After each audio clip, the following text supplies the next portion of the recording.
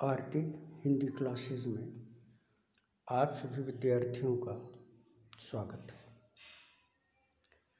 सबसे पहला पाठ जैसा कि आप देख रहे हैं राष्ट्र का स्वरूप है। इस पाठ के लेखक डॉक्टर वासुदेव शरण अग्रवाल हैं। डॉक्टर वासुदेव शरण अग्रवाल अपने विचारपूर्ण निबंधों के लिए हिंदी साहित्य में जाने जाते हैं। इनका सर्वाधिक प्रसिद्ध निबंध संग्रह जो है, उस निबंध संग्रह से यह राष्ट्र का स्वरूप निबंध संकलित किया गया है। राष्ट्र का स्वरूप निबंध में डॉक्टर वासुदेव शरण अग्रवाल ने राष्ट्र के विभिन्न अवयवों को विभक्त करते हुए उसे परिभाषित कर जनजीवन से जोड़ने का प्रयास किया है। राष्ट्र का स्वरूप विचारात्मक निबंध है। इस विचारात्मक निबंध में राष्ट्र को परिभाषित करते हुए राष्ट्र को 3 अवयवों में व्यक्त किया गया है। ये 3 अवयव हैं भूमि, जन और संस्कृति। प्रायः हम जब किसी भी राष्ट्र की संकल्पना अवधारणा को अपने दिमाग में लाते हैं तो सबसे पहले राष्ट्र का मतलब हम उस भूखंड को मानते हैं। यथा हम अपने राष्ट्र भारत की बात करें तो हम से अगर कोई पूछे भारत राष्ट्र की विशेषता, भारत राष्ट्र कौन सा है, तो हम कहेंगे कि हिमालय से समुद्र तक और राजस्थान की मरुभूमि से बंगाल की खाड़ी तक विस्तृत भूभाग भारतवर्ष। यानी हम भूमि को ही राष्ट्र मानते हैं। लेखक वासुदेव शरण अग्रवाल ने भी अपने इस निबंध में सबसे पहले भूमि को परिभाषित करने का प्रयास किया है। डॉक्टर वासुदेव शरण अग्रवाल कहते हैं कि भूमि का निर्माण देवों ने किया है। तात्पर्य है कि भूमि को मानव बना नहीं सकता, निर्मित नहीं कर सकता। केवल वह उस भूमि के अवयवों का उपयोग कर सकता है। वे आगे स्पष्ट करते हैं कि एक राष्ट्र में भूमि से तात्पर्य केवल जमीन के टुकड़े से नहीं है, अपितु उसमें बहने वाली नदियाँ, वहाँ होने वाले पर्वत, वृक्ष, लताएं, विभिन्न प्रकार के खनिज पदार्थ, यहाँ तक कि जो उनमें निवास करने वाले प्राणी मात्र हैं, वे सभी भूमि के द्वारा परिभाषित किए जा सकते हैं। अब भूमि जहाँ पर हम रहते हैं उस परिवेश में जो भी वस्तुएं हैं वे हमें किसी न किसी प्रकार प्रभावित करती हैं। उनका यह प्रभाव हमें और हमारे व्यक्तित्व को निर्मित करता है। हम उन प्राकृतिक वस्तुओं के विषय में जितना जानते हैं उतना ही हम प्राकृतिक वस्तुओं के प्रति, उनके संरक्षण के प्रति, उनके रखरखाव के प्रति सचेष्ट होते हैं। लेखक ने एक वैदिक ऋचा का उदाहरण देते हुए इस बात को और स्पष्ट किया है। उन्होंने कहा है कि माता भूमि पुत्रोऽहं पृथिव्याः, इस सूक्ति का अभिप्राय है कि भूमि हमारी माता है और हम सभी उस भूमि के पुत्र हैं। अब यह संबंध, माता और पुत्र का यह संबंध हमें भूमि के प्रति मानसिक और भावनात्मक रूप से जोड़ता है। जैसे यदि हम लौकिक रूप से देखें तो अपनी माता का अपमान नहीं सहन कर सकते, वैसे ही जब हम अपनी मातृभूमि से, अपने राष्ट्र से अपना संबंध पुत्र के रूप में जोड़ लेते हैं तो हम ऐसे में अपने राष्ट्र का अपमान बर्दाश्त नहीं कर सकते। जिस प्रकार हम अपनी माता के प्रति अपने कर्तव्यों का निर्वहन करते हुए यथासंभव उसकी सेवा, रक्षा आदि दायित्वों का पालन करते हैं, उसी प्रकार यह कर्तव्य हमारा अपने राष्ट्र के प्रति भी हो जाता है।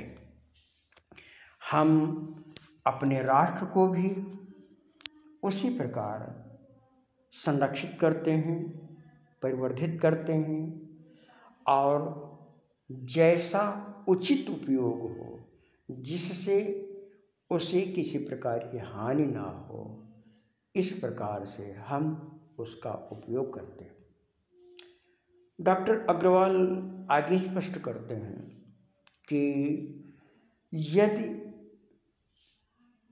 उस भूमि में रहने वाले व्यक्तियों का ज्ञान अपनी प्राकृतिक संपदा के प्रति जितना प्रगाढ़ होगा, उनकी आत्मीयता उस राष्ट्र के प्रति उतनी ही संघनित होगी। अभिप्राय यह है कि यदि हम अपने परिवेश में होने वाली विभिन्न प्रकार की वनस्पतियों को जानेंगे, उनके उपयोग को समझेंगे, वे हमारे लिए किस प्रकार उपयोगी हैं, क्यों उपयोगी हैं, वे अभी भले ही अनुपयोगी लगें, लेकिन उनका अन्य पक्षों में क्या उपयोग हो सकता है। जब हम इन सब बातों पर चिंतन करेंगे, जानेंगे, तो उसके प्रति हमारा लगाव बढ़ेगा। जैसे हम इस बात को समझ सकते हैं, जैसे हिमालय पहाड़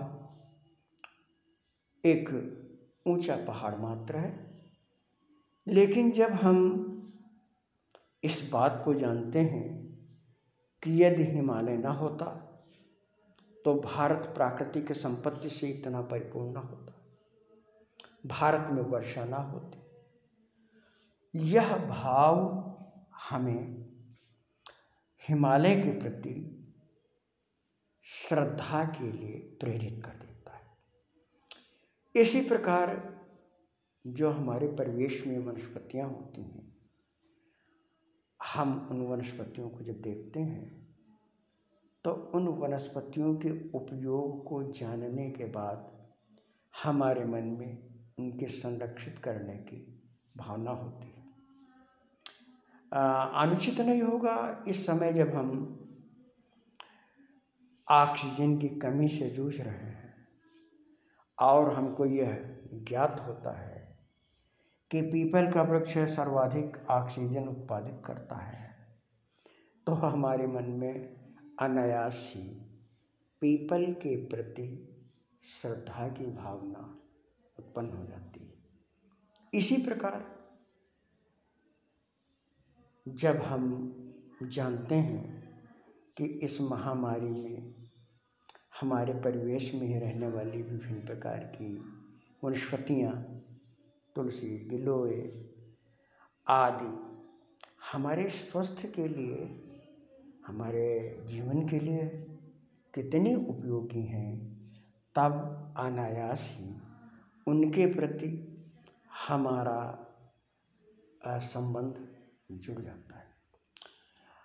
डॉक्टर अग्रवाल इसी बात को स्पष्ट करते हुए कहते हैं कि भूमि के प्रति जन की जितनी ही घनिष्ठ पहचान होगी, जितनी ही आत्मीयता होगी, जितना ही उसके प्रति तादात्म्य भाव होगा, अर्थात वह उसको अपने से अलग नहीं मानेगा, तब उसके प्रति उसके मन में श्रद्धा की भावना होगी, संरक्षण की भावना होगी और श्रद्धा तथा संरक्षण की यह भावना ही उस व्यक्ति को राष्ट्र से प्रेम करने के लिए प्रेरित करेगी।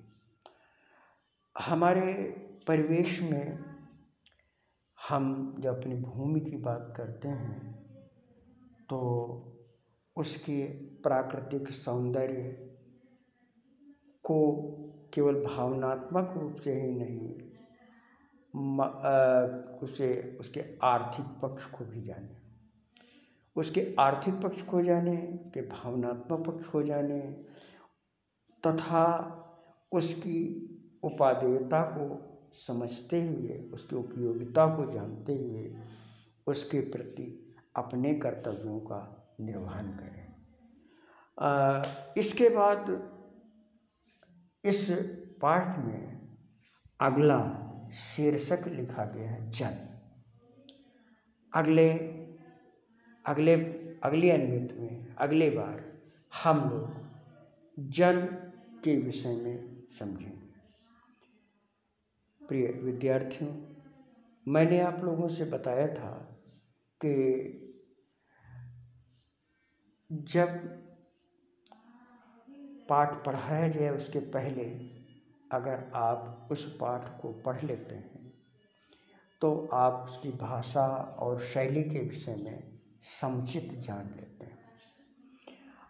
अब अगर हम अग्रवाल जी की भाषा को देखें तो अग्रवाल जी की भाषा बड़ी प्रांजल का तात्पर्य है कि साफ सुथरी है, जिसमें अनावश्यक शब्द आडंबर नहीं मिलता है।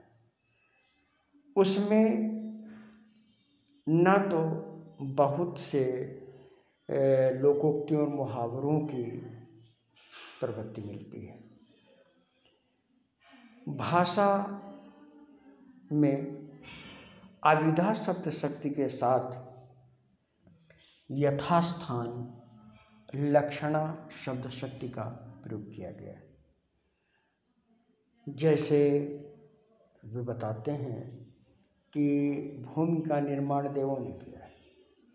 अब भूमि का निर्माण देवों ने किया है अर्थात भूमि हमें प्रकृति ईश्वर प्रदत्त प्राप्त हुई, उसके लिए ना तो हमने कोई श्रम किया है और ना हमने उसे निर्मित किया है। तो यहाँ पर भाषा की लक्षणा शब्द शक्ति है। लेखक प्रायः तत्सम शब्दों का प्रयोग करता है। बहुत कम ऐसे स्थान हैं जहाँ पर वह तद्भव और देशी शब्दों का प्रयोग करता है।